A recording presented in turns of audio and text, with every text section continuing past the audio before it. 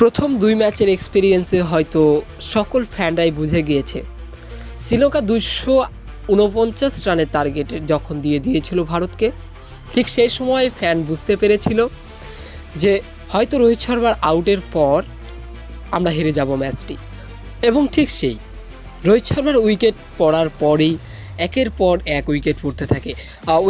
রোহিত শর্মা কিন্তু আমাদের যে গত ম্যাচগুলো রয়েছে অর্থাৎ ৩টি ম্যাচেরই মোটামুটি কিন্তু টপ স্কোরার ছিলেন ইন্ডিয়ার পক্ষ থেকে, অর্থাৎ প্রত্যেকটি ম্যাচেই কিন্তু টপ স্কোর করেছেন। এবং লাস্ট থার্ড যে ওডিআই ম্যাচটি ছিল সেখানে রোহিত শর্মা কিন্তু 35 রানে আউট হয়েছিল এবং সেখানেই কিন্তু ফ্যান্সদের মনে হয়েছিল যে এবার হয়তো আমরা ম্যাচটি হেরে যাব।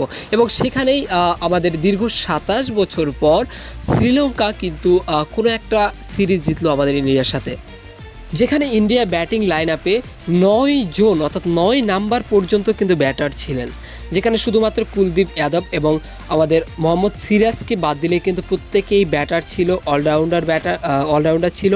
সেখান থেকে ইন্ডিয়াকে হারতে হয়েছে।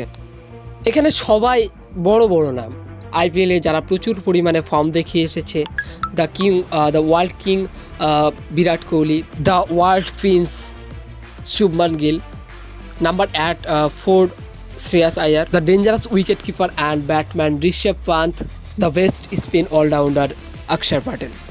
The best bowler is Kuldeep Yadav, spin bowler. The fast bowler is Mohammad Siraj. The future all-rounder Shivam Dube. The spin future all-rounder Ran Parag, Washington Sundar. But আজকে সবাই ফেল ছিল। এত বড় বড় নাম কিন্তু কাজে সবাই শূন্য ছিল প্রত্যেকটা। শুধু আজকের ম্যাচে না, গত যে 3টি ওডিআই সিরিজ হয়েছে শ্রীলঙ্কার সাথে প্রত্যেকটি সিরিজেই মোটামুটি সবাই ফ্লপ ছিল। তবে এই হারের মধ্যে দিয়ে ইন্ডিয়ান ক্যাপ্টেন রোহিত শর্মার মাথায় কিন্তু একটা বিশাল কলঙ্ক তৈরি হলো যে ওয়ার্ল্ড কাপ উইনিং ক্যাপ্টেন। বর্তমানে 3টি এমন ক্যাপ্টেন রয়েছে যারা কিন্তু এই শ্রীলঙ্কার সাথে সিরিজ হেরেছিল, তার মধ্যে একটা কলঙ্কের নাম হয়ে গেছে এখন Rohit Sharma. First captain is Azharuddin, যিনি 93তে অর্থাৎ 1993 সালে কিন্তু প্রথম সিরিজ একটা হেরেছিল শ্রীলঙ্কার কাছে। এবং সেকেন্ডলি আমাদের এই ক্রিকেটের গড সচিন টেন্ডুলকার, যিনি কিন্তু 97-এ কিন্তু হেরেছিলেন। এবং লাস্ট কিন্তু 2004-এ রোহিত শর্মা 2024, যেখানে কিন্তু 110 রানের ব্যবধানে লাস্ট ওডিআই ম্যাচটি হেরেছেন এবং সাথে সাথে ওডিআই সিরিজটিও হেরেছেন। তবে সবথেকে খারাপ ব্যাপার এই যে আমাদের যেই শ্রীলঙ্কার বর্তমান টিম, মানে এই সেই টিম যেই টিম কিন্তু চ্যাম্পিয়ন ট্রফিতে সিলেকশন পর্যন্ত করতে পারেনি, এবং সেই টিমের কাছে ইন্ডিয়ার ফুলফিল টিম অর্থাৎ আমাদের প্রত্যেকটা প্লেয়ারই নাম করা প্লেয়ার যেখানে রয়েছে, সেই ফুলফিল টিম কিন্তু হেরে গেল।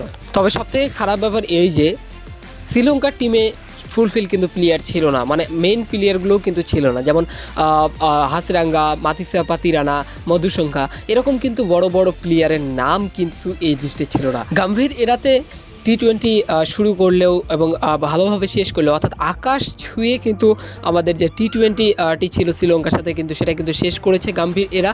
বাট ওডিআই আসার পর কিন্তু আসলেই সকল ফ্যান্সদের মনটা কিন্তু অনেকটা ভেঙে গেছে এবং সকলে কিন্তু এই বিষয় নিয়ে কিন্তু মন্তব্য করছে, বিভিন্নজন বিভিন্ন সোশ্যাল মিডিয়ায় কিন্তু পোস্ট করছে গম্ভীর এরা নিয়ে। ইন্ডিয়ান ক্রিকেট টিমও আসলে বুঝতে পারছিল না যে অ্যাকচুয়ালি আসলেই কী হচ্ছে তাদের সাথে। এইটা সেই একই ব্যাপার, 3টা সিরিজেই প্রথম সিরিজ টাই হয়ে গিয়েছিল, সেকেন্ড সিরিজের কথা বলে শ্রীলঙ্কা 32 রানে জিতে গিয়েছিল, এবং থার্ড যদি কথা বলি তো এটা কিন্তু 110 রানে, অর্থাৎ পুরো ব্যাটিংই ফ্লপ ছিল, ব্যাটিং অর্ডারই ফ্লপ ছিল। সেই সেম কাহিনী এখানেও আসছে, ফের আবারও নতুন করে রোহিত শর্মাই স্টার্ট আপ দিয়েছিল, বাট কোনো ব্যাটিংয়ে টিকতে পারেনি বিরাট কোহলি, কিং অফ বিরাট কোহলি, সেও ফ্লপ ছিল প্রত্যেকটি ম্যাচে। সাথে সাথে প্রিন্স অফ শুভমান গিল, সেও ফ্লপ ছিল। আকসার প্যাটেল যেমন তেমন ছিল, শ্রেয়াস আয়ার চলছিল না, ঋষভ পান্ত ফ্লপ হয়ে গেছে, শিবম দুবে আবারও একবার ডুবিয়ে দিল। তো এই সেই কাহিনী। বিরাট কোহলির কথা বললে ইতিহাসে এমন একবার ঘটনা ঘটলো যেখানে বিরাট কোহলি পরপর 3 ম্যাচেই ফ্লপ ছিল এবং সেই স্পিনারদের সামনে বারবার এলবিডব্লিউ আউট হচ্ছিল এবং 3 ম্যাচেই সে কিন্তু আবারও এলবিডব্লিউ আউট হয়েছে। এটা একটা রেকর্ড কিন্তু তৈরি হয়ে গেছে বিরাট কোহলির নামে। ফ্যান্সদের কথা মতো বিরাট কোহলি এখন চলছে না, আবার কেউ কেউ বলছে বিরাট কোহলি টাইমিং পাচ্ছে না, কেউ কেউ বলছে বিরাট কোহলি ফর্মে নেই। তো এরকম অনেক ধরনের ফ্যান কিন্তু অনেক রকম কথা বলছে। তবে বিরাট কোহলির থেকে এরকম আশা কিন্তু আমরা আসলেই কেউ করি না। তবে সবথেকে খারাপ ব্যাপার এই যে তাদের টিমে আমাদের টিম ফুলফিল ছিল, কিন্তু তাদের টিমে কিন্তু প্রিমিয়াম যে বলার হাসরাঙ্গা, তুষারা, মাধুসঙ্গা এদের কিন্তু কোনো মানে খবর ছিল না। তারা কিন্তু নতুন প্লেয়ার নিয়ে খেলছিল, সেখানে কিন্তু আমাদের ইন্ডিয়া প্যাচে পড়ে গিয়েছিল। তো এটা আসলে অনেকটা লজ্জাজনক বা বলতে পারেন হতাশাজনক বলতে পারেন। তো আপনি কাকে এই সিরিজ হারের পেছনে দায়ী করছেন? গৌতম গম্ভীরকে, বিরাট কোহলিকে, নাকি পুরো টিমকে? কমেন্ট করে অবশ্যই আমাদের সামনে জানাবেন। এবং আপনি যদি চ্যানেলে নতুন হয়ে থাকেন, কথাগুলো ভালো লাগলে অবশ্যই চ্যানেলটিকে সাবস্ক্রাইব করবেন।